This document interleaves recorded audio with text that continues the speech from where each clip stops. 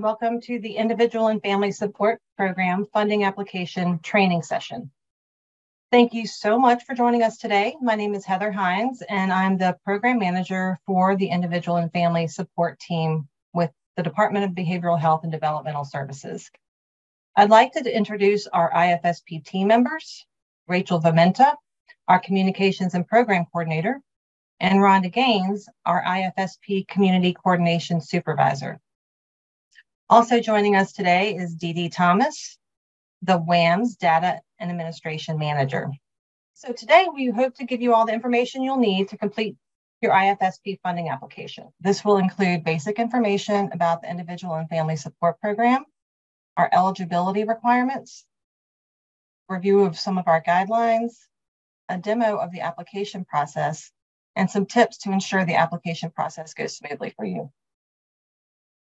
The session will be recorded, and we will post the recording on the My Life, My Community IFSP funding page online for others to watch who are not able to attend. All attendees will be on mute during the session. And if for some reason you do get disconnected from us, please come back and you can come right back in. We don't have to admit you or anything, just come back in. If you have questions, please put those questions in the chat. We will answer those questions at the end of the training session. When you put the question in the chat box, only the host will see it. If there are questions that we aren't able to get to in the amount of time that we have, please feel free to email the IFSP support mailbox, and that is ifspsupport@dbhds.virginia.gov. Before we get started with our tutorial, we'd like to share a little bit of information about IFSP. IFSP stands for the Individual and Family Support Program. IFSP's programs primarily focus on supports and resources for individuals and families, regardless of age, with a developmental disability who live in the Commonwealth of Virginia and who are on the wait list for the Developmental Disability Waiver. While the IFSP funding program, which is why we're all here today, is expected to always target people on the waiver waiting list, our team also is committed to exploring opportunities to support people with developmental disabilities regardless of their waiver status through its other programs. Our program includes direct supports to individuals and families to include family mentoring opportunities through our partnership with VCU's Center for Family Involvement and peer mentoring opportunities through our partnership with the ARC of Virginia. Our partnership with VCU also includes LEAP training, which is Leadership for Empowerment and Abuse Prevention training. Our community coordination program supports community action and engages with individuals and families through our regional and state councils. And our partnership with Senior Navigator provides education, information, and general referrals. So that was just a quick summary of what we do. Next slide. You may have used this website before or heard reference to the My Life, My Community website. We partner with Senior Navigator to develop and maintain this website. You can find information here on waiver services and non-waiver services and resources. If you ever need help navigating the system or finding services and supports, we encourage you to check out this website or use the toll-free number 844-603-9248 to speak to a live person. The people on the other end of the phone are incredibly knowledgeable and very helpful, and they're extremely knowledgeable about this funding process as well. Please check your email inboxes and your mailboxes. The IFSP team sent out our annual notification message to everyone on the waitlist in September. If you have an email in our system, we send it to you electronically. And if the email bounced back, we are working on sending one to your home address. If we do not have your email address in our system, you should have received it through postal mail. The annual mailer includes our First Steps Guide. The guide was developed to help individuals and families understand resources, supports, and services that the Commonwealth of Virginia offers to people with developmental disabilities. It includes information on how to access Virginia's Medicaid waivers for developmental disabilities, links to our one-stop information website that I just mentioned, My Life, My Community, a summary of the Individual and Family Support Program, and a list of resources for people who are on the waiting list. So if you get that in the mail or in your email, check it out. It's got a lot of good information for you. If you're interested in learning more about any of these supports and programs that I've mentioned, again, please go to the My Life, My Community website, and the resources for families page will give you detailed information. Okay, now onto the funding. To be eligible to apply for IFSP funding, all applicants must be on the DD waivers waiting list and be living in their own home or in family's home. The first day to access, create, and submit an application will be Monday, October 16th. That's next Monday at 9 a.m. The last day to submit an application will be Tuesday, November 14th at 5 p.m. The portal will be open for 1 month. We do not award funds based on first come, first served basis anymore. So please take your time to apply. You can apply anytime during that 30 days. During this funding cycle, all applicants in priorities 1, 2, and 3 will be able to apply at the same time. If you applied last time, you may have noticed that there were separate dates depending on your priority. This time, everyone can apply at the same time. Not need to know your priority status prior to applying. To access the application in the IFSP funding portal, please go to dbhds.virginia.gov/IFSP online. You can also access the application using the link dbhds.virginia.gov/waitlist forms. They both go to the same location. No changes have been made to the funding program guidelines this year since the most recent funding cycle that ended in February. Applicants with a Priority 1 waitlist status may apply for up to $1,000, and applicants with a Priority 2 or 3 status on the waitlist may apply for up to $500. The amount applicants may request is based on this funding category. Funding categories are based on the priority status on the waitlist, like I said, and you'll see this in the guidelines as well. When applicants log in and begin their application, the application will show them what their priority status is. So again, you do not need to know that ahead of time. For Priority 1, funding approval will be given to individuals who are most at risk of institutionalization, indicated by a critical needs summary score. So we have a new prioritization system as of January of this year, and that is the same for this funding period. Funds will be awarded to those with the highest critical needs summary scores until funding is exhausted. Everyone with a Priority 1 status on the waitlist has a critical needs summary score in WAMS. You do not need to know that score for the application. We have access to that when we are doing our determinations after you apply. Priorities 2 and 3, funding approval will be given randomly to applicants within priorities 2 and 3 based on the number of applications received and funds requested, not to exceed our predetermined funding amounts. IFSP will award funds to a randomized sample until all applicants in priorities 2 and 3 have had an opportunity to access funding before repeating funding for previous awardees in future funding cycles. In other words, it's important to know that if you have a priority of 2 or 3 status and received funding during the last funding cycle, you may still apply. But IFSP will award funding first to those in priority 2 and 3 who did not receive funding during the last cycle. For the funding that is left, that would then, if there's funding left, then those who received funding last cycle will be considered. Now that's, wanted to say it a couple different ways to try to clarify. Okay, it is recommended that you apply on a laptop or tablet. Again, we cannot guarantee that the application will work smoothly on smartphones, so we do encourage you to use a laptop or tablet. The application can be translated to Spanish, and we'll show you how that works during our tutorial. And this year, you can print the application after it has been submitted. Also new this year, you can make changes to your application once it has been submitted, as long as it's before the end of the funding period. And for more details on the funding process and criteria, please, Rachel, you can go ahead and click on the link to the funding page. Rachel's going to show you what that looks like and what you can expect to see there. We have several tools. So we will have, as you can see here, we've got the link. If you click on that IFSP funding portal application, it will take you straight to where you can begin logging in and applying. Our funding program timeline is here. Our We've updated our frequently asked questions and answers, and our program guidelines are attached to that. Our full user guide will be uploaded by the end of this week. We have a quick reference guide that has been uploaded there, and it's a 2-pager that you can take a look at. It gives you some quick steps. And then our video link will be uploaded tomorrow as well. And then finally, we have a quick tips sheet that you can go to and take a look at for a few tips that might be helpful for you. So thank you, Rachel. And that's it for me, and I will turn it over to Dee Dee.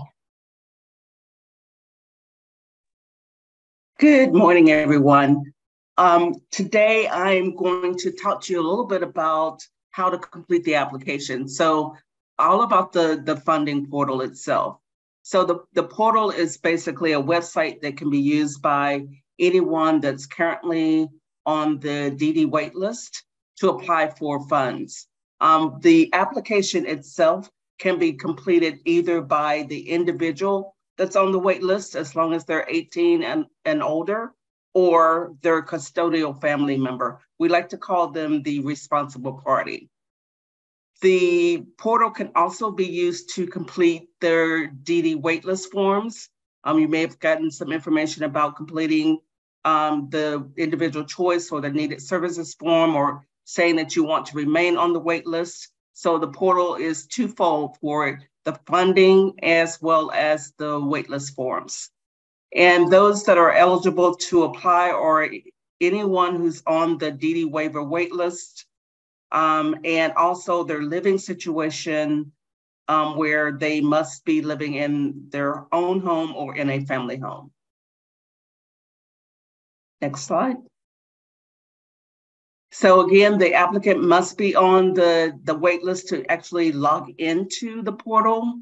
The other requirements for your login is you have to have the individual's last name that's on the wait list, their last 6 digits of their social security number, as well as their birth date. So what I'd like to do right now is to go ahead and log in to WAMS. So I'm going to start sharing my screen and log into the portal so that you can see how that's all done.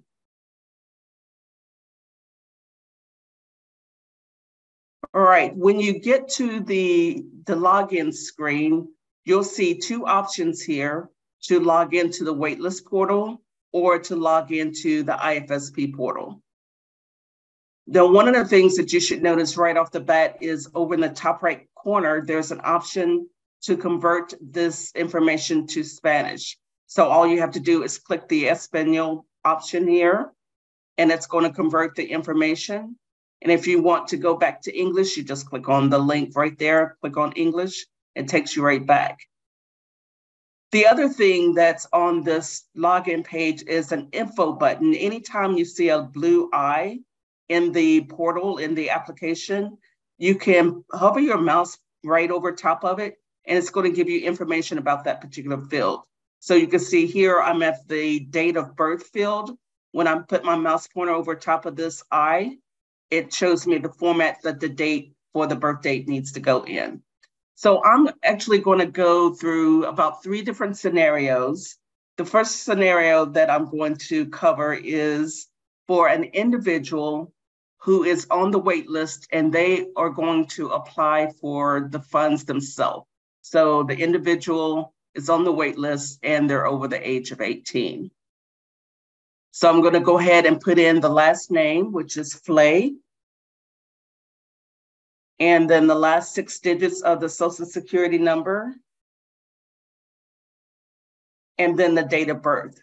Now, if you make a mistake and you put in the wrong information and you try to log in, it's going to give you an error message. So when I click on login, if any of this information is incorrect, you're going to get this error message right here. And notice that it does give you the telephone number in case you need to call someone to help you get logged in. So I'm just going to click on the little X here, And notice the telephone number is also listed here as well. So let me go in and correct the date of birth. The date of birth is 4/2/2000. And then click on login. And that takes me directly into the application, into the portal itself. It puts me on the wait list, not the wait list, but the IFSP portal homepage. But I did want to point out where the waitlist information is. So you can also just easily switch back and forth. For instance, if you accidentally logged into the waitlist portal, instead of clicking on that IFSP link, it would just take you to this option here, and you would be there under waitlist forms. To get to the IFSP portal, all you have to do is click on this link right here. You have your welcome information page, and you can see that there's a lot of information here. It's a link to My Life, My Community. So you can always click on this link and go and open up and read additional information. Over to the right, you've got your toolbar buttons here, and you see you have two options. You can either convert this information to Spanish just by clicking on your Espanol button, or you can go back to English. And you can also start a new application, which is what we're here for. So I'm gonna go ahead and click on Start New Application. The first thing that comes up, it asks you, are you currently living in your own home or family home? And remember, I am the individual who's on the wait list applying for the funds. I'm gonna go ahead and say yes here. And it's gonna automatically bring in my information because it knows who I am. This is directly from my WAMS record. So the information at the very top is the individual's information, which will be my information. I cannot change this information. The only thing that's missing here is the application ID. It's going to be blank until you actually submit the application. Once it's submitted, it's going to assign an application ID. So I'll show you that process in a second. The next thing down is an option to update any of your information. So if you need to change anything, for instance, add an apartment, then you would choose yes here. Because right now I cannot click in here and type anything. If I needed to update my email address, I would do it here, or any of this information. I would just simply click on my yes option here, and then note I can then put in the information that I needed. For instance, if I needed to add an apartment number, I could add it here. Now notice the other thing that popped up was this information here. It says to contact your CSB or support coordinator if this information needs to be updated for anything other than IFSP funding. So in order to update the official WAMS record, you would need to contact your support coordinator.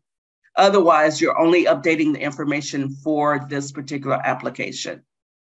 So now that that's done, I could then scroll down to the next section, which is the responsible party. And the responsible party is the person who's applying for the funds, who's actually completing the application. So because I am the person that's on the wait list applying for the funds, I am the responsible party. So I'm gonna go ahead and select yes here. That then takes me down to the funding category. And the first thing you have to do is select that you understand and acknowledge that you're applying for the funds.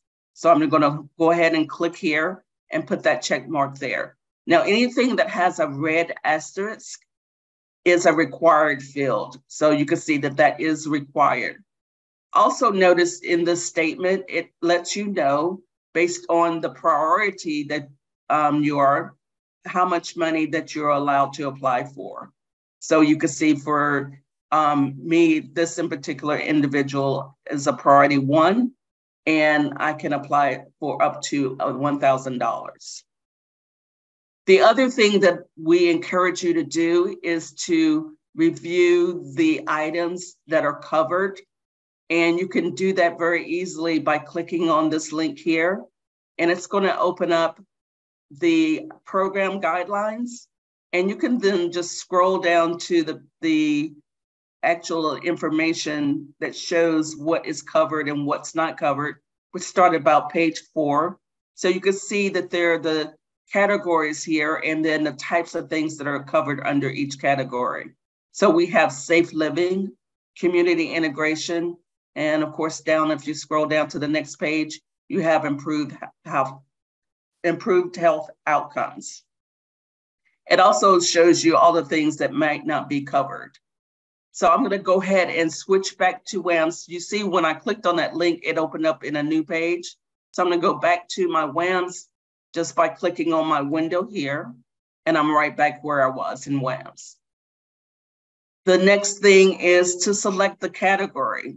So we know that there are 3 categories. I'm gonna click on this drop-down list and select the appropriate category that I want to use the funds for. So let's say that the first one is safe living. I'm gonna click that option, and the next thing that you'll see is that it shows you all the list of items that are available to select. So you don't have to type in this information here. You just simply click the category and it's gonna allow you to select the appropriate option here. The other thing to notice is you do have a scroll bar.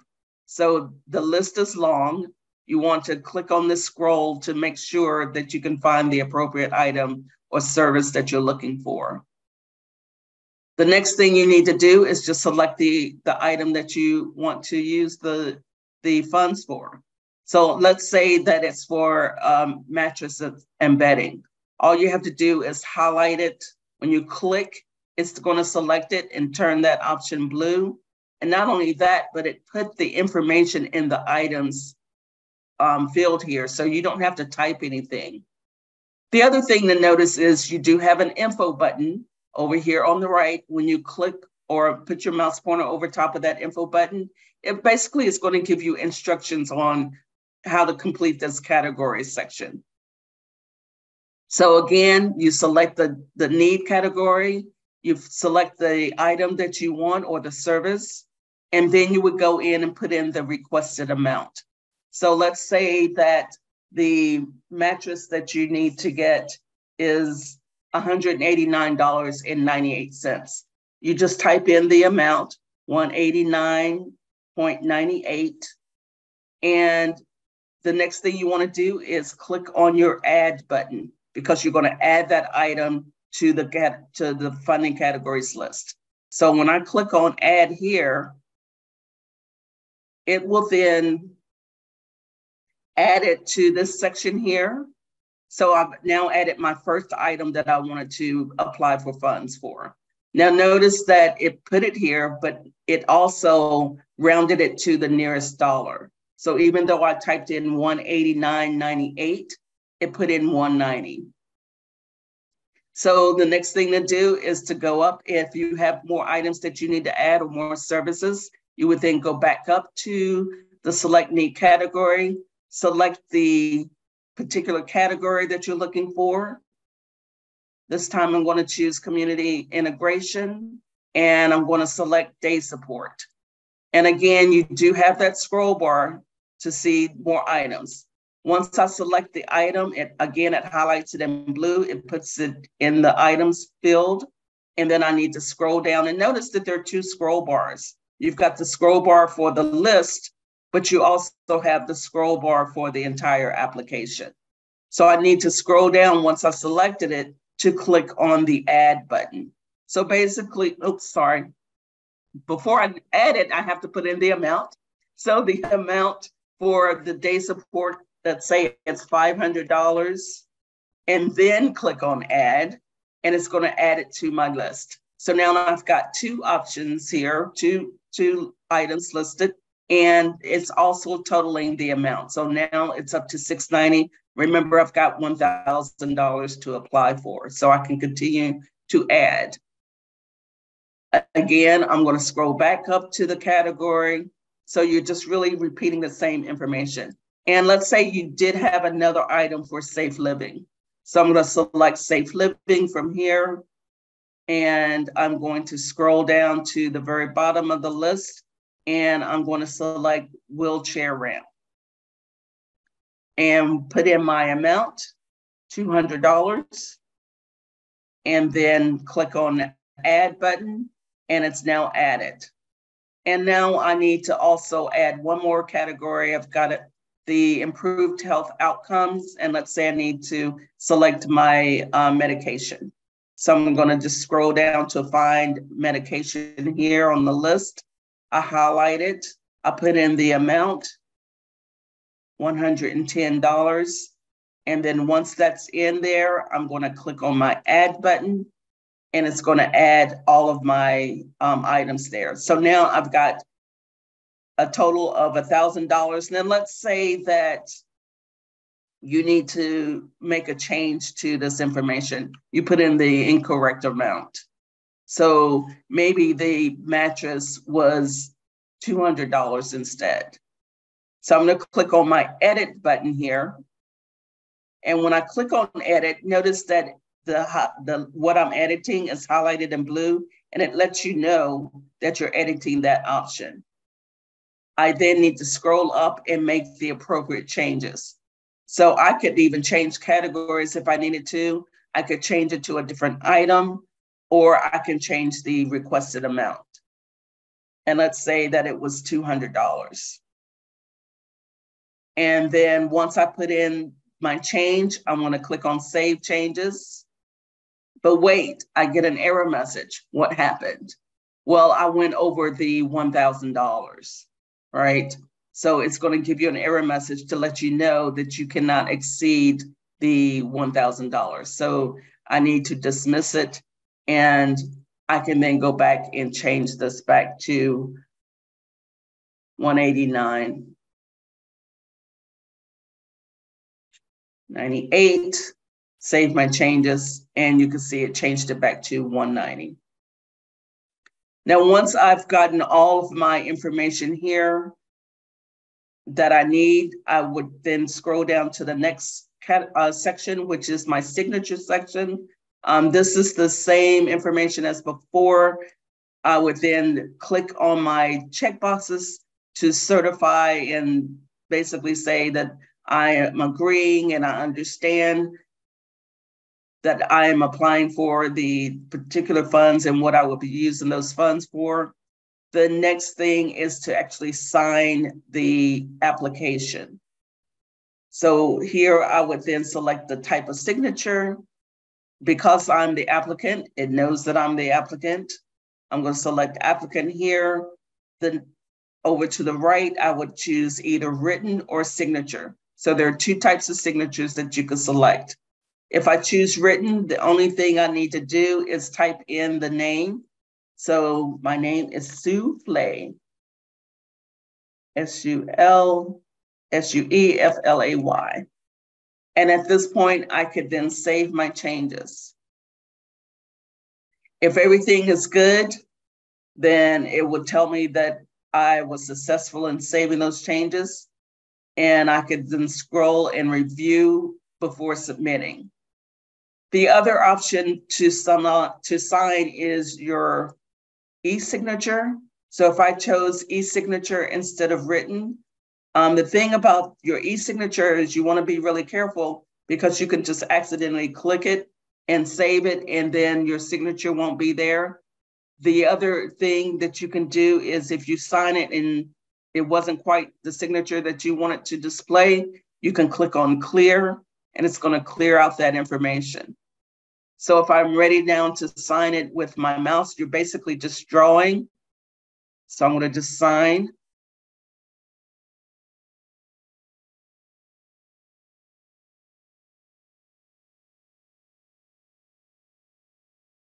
And then once I'm ready to save that information, I like my signature, I can save my changes. I can again clear it out and redraw it if necessary. So I'm going to click on save here. And now I'm going to review the application, make sure everything's correct, double checking my address, making sure my email is selected, is the right email address. And once I've selected everything, make sure everything is good, then I'm going to click on my submit button. It then gives me a confirmation. Are you sure you're ready to submit your application? You want to click on continue here. and you'll briefly get a success application submitted. And at this point, the application is locked. You cannot make any changes, but you will get an email. So I'm going to flip over to my email, and you will see in your email, you'll receive an email that's subject, your IFSP application has been submitted. If you open it up, you will then be able to see what your application ID is. You want to use that number when you're referencing, if you need to call anyone, if you have any questions. This is your application ID number. I'm going to go back over to WAMS. And the other thing that you have now that you've submitted your application, you've got a couple of new buttons here. One, you can print the application. You would just simply click on your print button here. It's going to open up in a new window. And it's basically a PDF document that you can save or print to a printer. So you can save this onto your computer. There's your little download button here. You can also press Control S to save it, and it allows you to save it to a location that's on your computer, your laptop. Or you can click on the printer icon or press Control P, and it's just going to print your application. And you can see it's the entire application as you've completed it. I'm going to go back over to the portal by clicking on my WAMS option here. The other thing that you can do is withdraw the application. And I'll show you this in a little bit, but this will allow you to make changes to the application as long as the funding period is open. The other button that you have here on the summary is your back to list. If I click on back to list, it basically takes me to a list of all the applications that I have created. And at this point, it's only one. And you can see that the status is pending approval. So as long as that application is in pending approval status, you can make changes to it. In order to make that change, you would need to go back into the summary and then click on withdraw, make your changes, and then resubmit it. The thing to note there, though, is when it's resubmitted, it's going to give you a new ID. So keep that in mind. Every time you submit an application, it's going to assign a new ID to it. Now, let's say that you submit your application and you sign out, and it's a couple of days later, and you want to go back in just to look at your application, or you need to make some changes. You realize it's 2 days later. How can you find it? What you would then do is log into the portal, go to your URL, go to the website, click on log into IFSP portal, and again, log in using the last name, the last 6 digits of the Social Security number, and then the birth date, and then log in. So that takes me to my application homepage. If I click on Start New Application here, it's going to give me an error page and let me know that I've already have an application that's in progress. So where can I get to my application? If you go to the menu on the left, there's an option here that says View IFSP Applications. When you click on it, it takes you right back into your list. So you can then go in and click on Summary and then make whatever changes or print it, whatever it is that you need to do. So that's scenario number 1. Now let's go to scenario number 2, which is, you go ahead and log in here. The scenario number 2 is I have a child that I need to create the application for as their custodial family member. So I'm going to log in and put in the information for the child. This is the person who's receiving the funds, who's on the wait list. So the last name is Richmond. 779-392. And by the way, all this information that I'm putting in is not real information. And the birth date is 5/24/15. I'm going to click on login. It takes me into the application. And as you can see, it looks the same as the other. So I'm going to start a new application. I'm going to choose yes, currently living in a family home. And you can now see that information is the same. This is the details for the individual, the individual's address. And notice there is no email address for the individual. And automatically it knows that this individual is under age 18. So the responsible party has to be the person that's completed it. So the custodial family member's information is listed here. So I'm just going to type in the information for the custodial family member who's completing the application.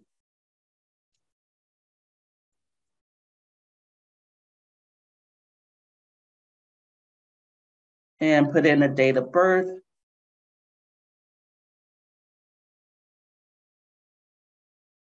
Social Security number. And of course, I'm just making it up.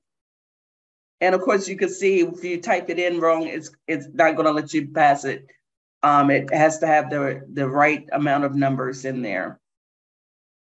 For the street address, I'm just going to go ahead and just copy and paste it. I'm selecting copy, Control-C to copy, Control-V to paste.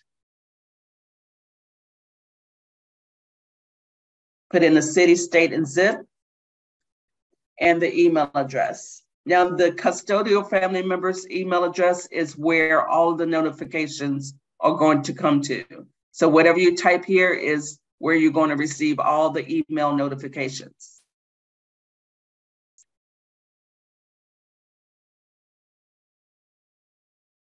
The next thing down is to select the statement, of course. I'm just going to select here. Again, review the information that's necessary for the guidelines to make sure you know and understand what the categories that you can use to apply for funds. And then you start selecting the categories and then the items. So I'm going to choose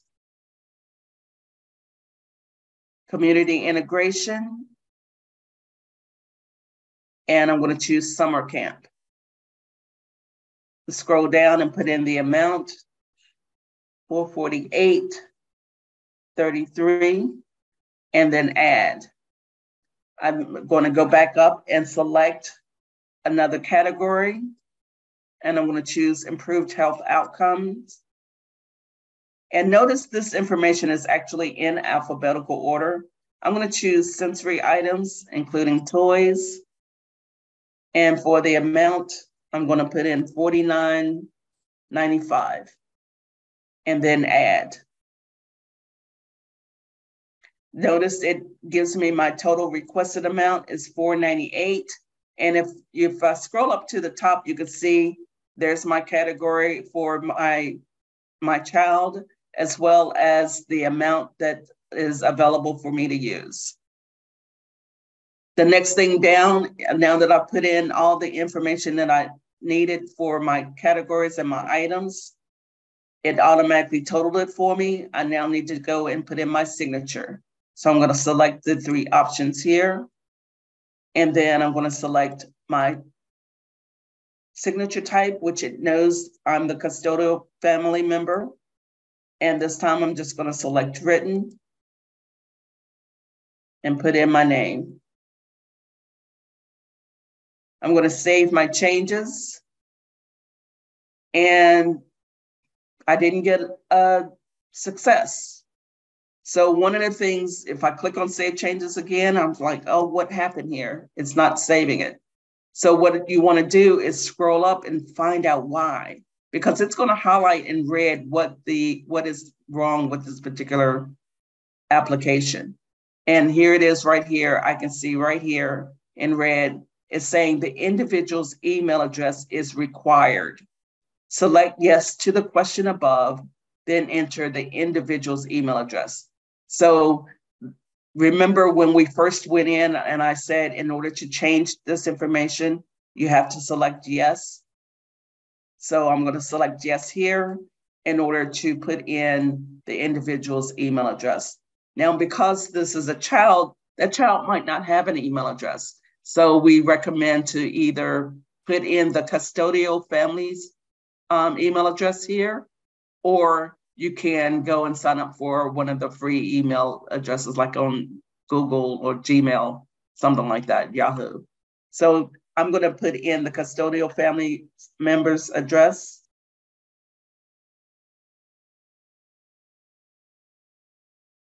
Now, just keep in mind that even though I'm adding the address here, where it's going to go to for all of the applications, all of the email notification is going to be this custodial family email address here. So once I've put in my email address, just to make sure that it's there, I'm going to click on my save changes, and now I get my success, and now I can submit. So when I click on submit, are you sure? Yes, I am. Click on continue, and the application has been submitted. At this point, I would then get an email. I'm going to come on back so that you can see, and there it is right here. Again, here's the application ID. It's going to be listed there. The other emails that you get, you'll only get 3 emails from automatically generated from the IFSP portal, and that is when it's submitted. The other email that you'll get is when it's approved or denied. So it's one of, either approved or denied, and then your submitted email address. All right, that is for completing an application for a child. Remember, you would have to just automatically put in the information for the custodial information. And also remember that if that child does not have an email address, you've got to put something in there. So I'm going to go ahead and sign out of this one. And then the last scenario is I need to create an account, or excuse me, an application for an individual who's over the age of 18, but I am the custodial family member. So I'm going to go ahead and select login. For the last name, I'm going to put in Frazier. 627-332-45-2000. And I'm just going to run through this really quickly. I'm going to start a new application. Choose yes. I don't need to complete any of this information. Now, remember, I'm the custodial family member for this individual who's over 18. So the custodial family member does not automatically come in. So what I need to do is where it says, is this application the same as the responsible party? I'm going to choose no, because I am the responsible party. I'm the custodial family member. So here I will select no, the custodial family member's information come up, and I'm going to put in information for the custodial family member.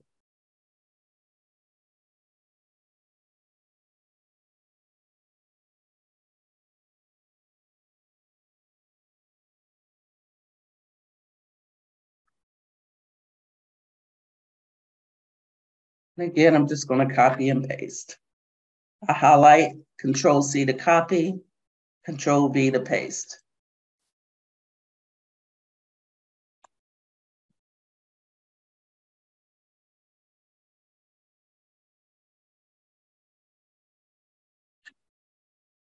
I'm going to select the statement here and then put in my categories. Now notice I can apply for up to $500.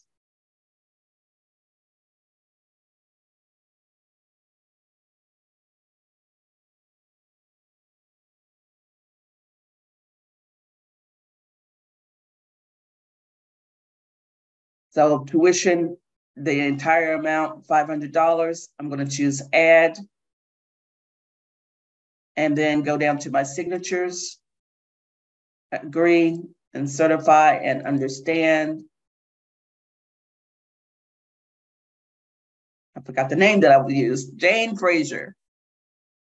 Written, Jane Frazier. Save my changes, success, and submit.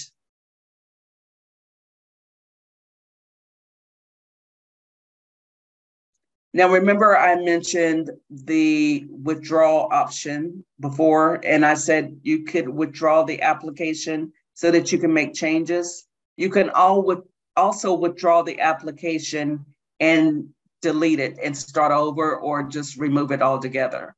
Now, to do that, you would just click on withdraw. Once I do withdraw, the application becomes a way for me to edit again so I can make whatever changes is necessary, save changes and resubmit. If I choose discard, it's going to say, are you sure? Do you really want to discard this application? When you click on continue, it gets rid of it. You cannot get it back. If I choose continue here, which I'm going to go ahead and do, the application is gone. In order to complete another application, I would click on start new application.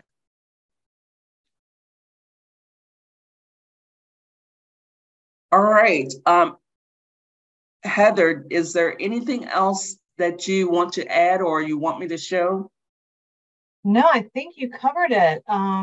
We've got some questions and we have about 13 minutes left and we'll be able to get to some of those. Thank Excellent. you, Dee. Wonderful job. Okay. Here's one question. Can you log into the portal before the application process begins? So Dee Dee, we can speak to this. So the portal, as Dee Dee explained, is open to log into at any time. You cannot start an application until the start date and time till Monday at 9 a.m. But you can log into the portal, which is the waitlist portal as well as the IFSP funding portal. So, so not to start your application, but you can log in.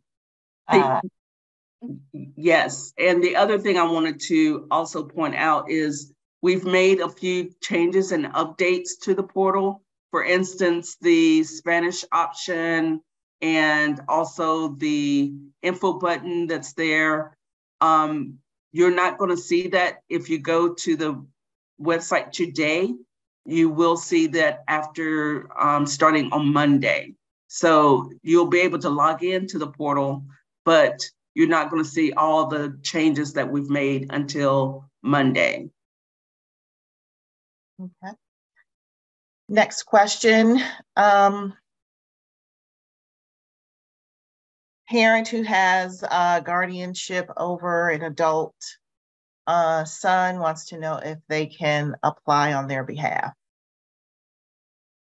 So yes, as long as you are considered the custodial family member, guardianship really doesn't have anything to do with it for the purposes of this application. And so that has been defined in the training earlier. Okay. Can you reiterate the start date and end date for funding cycle? Yes, the start date is Monday, October 16th at 9 a.m.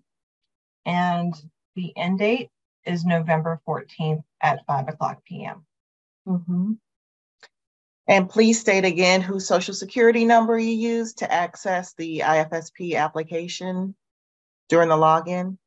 Sure. So to log in, you will need to enter that information, the last name, last 6 numbers of the Social Security number, and date of birth of the individual that is on the wait list. Even if you're applying on someone else's behalf, to log in, you use the individual who is on the wait list, whether it's a child or adult. You use their information And make sure when you're logging in, a lot of people make the mistake of putting in the last 4 of their social security number. And so we've highlighted it on that login page to remind people that it's actually 6 digits, not 4. And if you're applying for 2 individuals and you're the custodial family member, can you use the same email address? Yes. Mm-hmm. And when do you anticipate funds to be distributed? So once the application period closes on November 14th, we will complete our review process and determination process based on, as we stated, what's in the guidelines. Once that is completed, then there is a process. It takes a little while to get the funding onto the cards and distributed. So our goal is within 1 to 2 months from the end of the funding cycle. And we will issue a funding issuance notice through email to let people know that funds are coming out, so people know to be checking for them in their mailboxes. Can you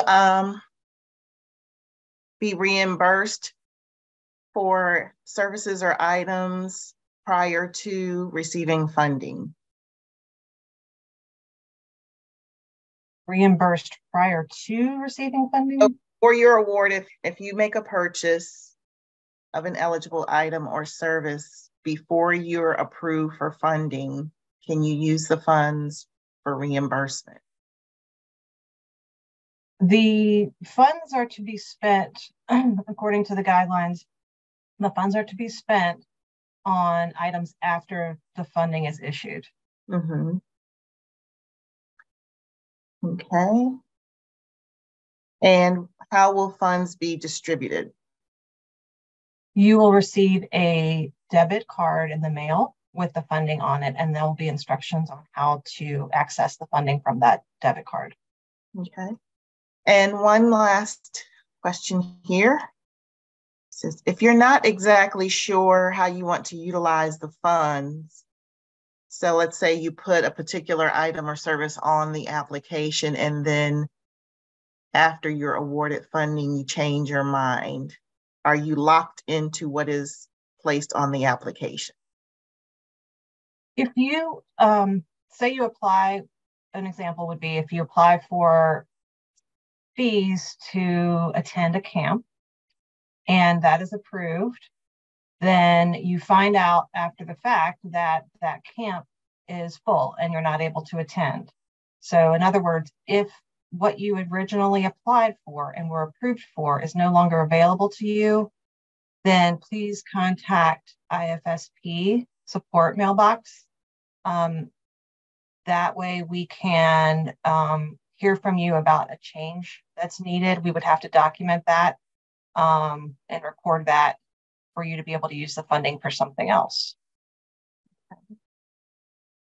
And how do you submit receipts for purchases?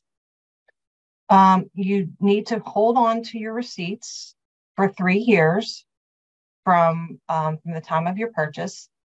And as part of our quality review process, there may be a time in the future within that 3 years that IFSP reaches out or that DBHDS reaches out to confirm that funding was spent on eligible items that were approved. And so at that time, you would be asked to provide proof of your purchase, but you do not need to automatically submit receipts. You just need to maintain those in your records so that you can produce them if you are asked in the future. And if you select in-state vacation, what can it be used on?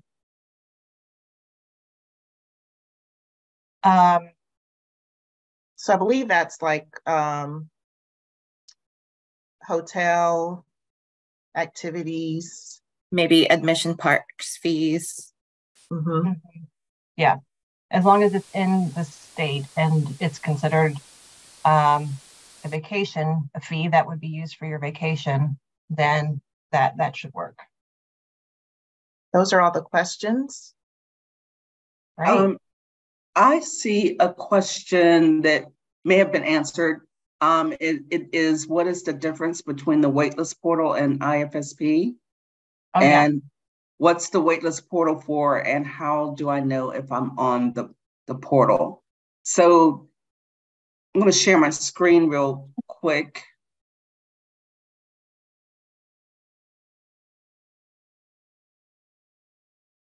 So on my screen, I can see once I log in, there's the waitlist portal home, and then there's the IFSP portal. The waitlist is basically to say that you want to remain on the waitlist, or the individual that you're putting the information in for should remain on the waitlist, and you should get information from someone that's from that particular working on that information. But this is where you would go and put in your complete your choice form and your needed services form. And the way you switch back and forth is either on the left menu, you could go to the portal home, or you can go to the IFSP portal, which is only for applying for IFSP funds. So hopefully that clears that up. Yes, thank you, Dee Dee. Good catch. And just remember that if you go to the My Life, My Community funding page, which we gave you the link for a little earlier, you're going to see the frequently asked questions.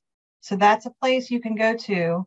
And at the top of that document, you're going to see the funding guidelines. So that's going to be really detailed information about basically how we're allowed to administer these funds. And then if you scroll down, you'll see the frequently asked questions. That was just updated a couple days ago. And we've tried to collect questions over the years that people have about different topics. And we give you questions and answers. A lot of times we may refer you back up to the guidelines because the answer is really clearly stated there.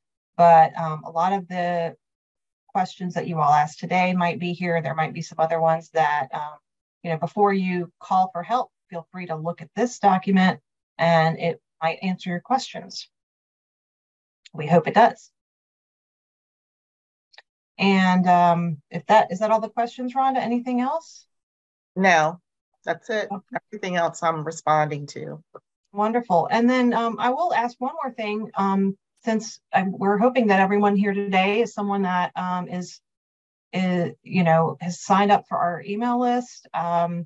We really encourage you to subscribe to that email list. We send out a monthly digest, which has information about events, trainings, free resources, maybe an article, a video, something that might be helpful to you or your loved ones. And so please subscribe to that email list. We try not to send too much too often so it doesn't flood your email inbox, but just important things we think may be helpful for you. We'll also send a lot of information there about funding. So again, please check that out.